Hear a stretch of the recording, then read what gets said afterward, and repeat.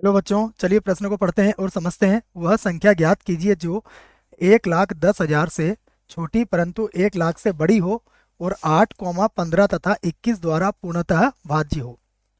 प्रश्न को हल करने से पहले हम प्रश्न के लिए लिखेंगे मुख्य अवधारणा, जिसकी सहायता से इस प्रश्न को हल किया जाएगा।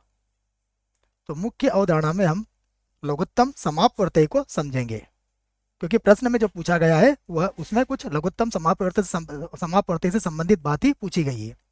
तो पहले मैं इसको समझा देता हूँ। देखिए, लघुत्तम समापवर्ती को हम लिख सकते हैं लस, ये संक्षिप्त रूप है इसका। अब हम इसकी परिभाषा पर जाएं तो इसकी परिभाषा होगी, दो या दो से अधिक संख्याओं का लघुत्तम समापवर्ती वह छोटी से छोटी संख्या है जो दी गई प्रत्येक संख्या से पूर्णतया विभाज्य हो। ठीक है बच्चों, क्या कहा मैंने? जो दी गई प्रत्येक संख्या से पूर्णतः विभाज्य हो। इसको हम एक उदाहरण से भी समझ सकते हैं।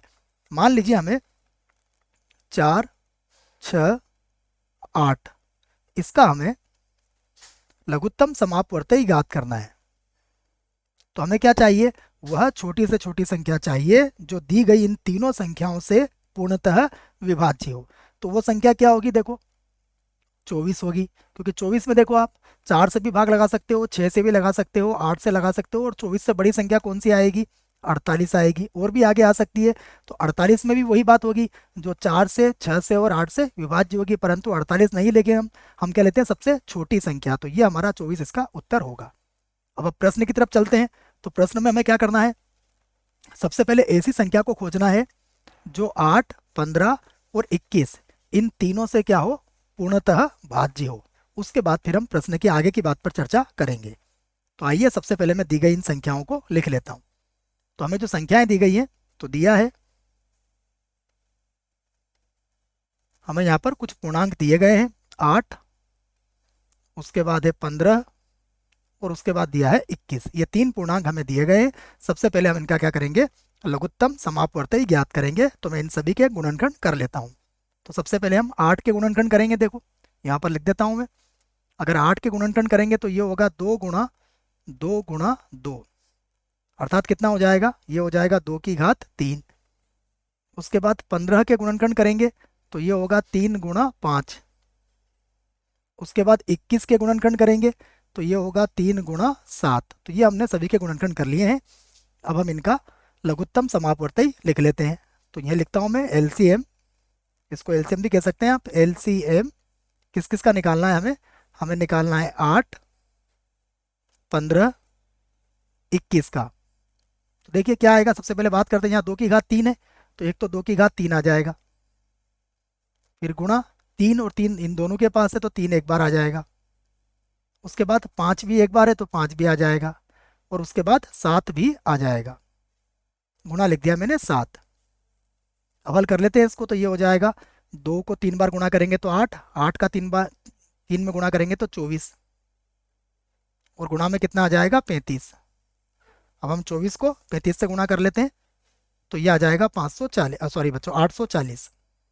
840, ठीक है ना। 35 का बड़ा 4 बार बोलेंगे तो 140, 140 के जीरो आ जाएंगे, और 70, 70 और 14 कितना हो जाएगा? 84। ठीक है ना। तो ये हमारा आ गया। अब ये संख्या कौन सी आई है? ये वह संख्या है जो 8 से, 15 से और 21 से पूर्णतः भाज्य होगी।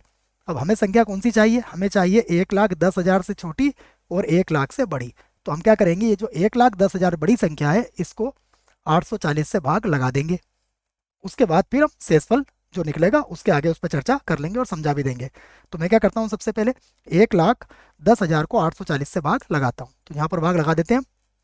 1,10,000 और इसको भाग लगाएंगे हम 840 से। तो सबसे पहले एक बार पहाड़ा बोलेंगे तो यहाँ पर कितना आ जाएगा? ये आ जाएगा 840। तो जीरो में से तो जीरो घटा दीजिए। उसके बाद यहाँ पर घटाएंगे आप, जीरो में से जीरो, फिर इधर 10 में से 4 गया तो 6 बच जाएगा आपका। उसके बाद फिर 10 में से 8 घटाओगे तो 2 बचेगा। उसके बाद एक जीरो को आप और नीचे ले सकते हो। अब इसका पहाड़ा 3 बार बोल लो तो ये हो जाएगा 0, 12 के 2 और 24 और एक हो जाएगा 25। हो गया 25।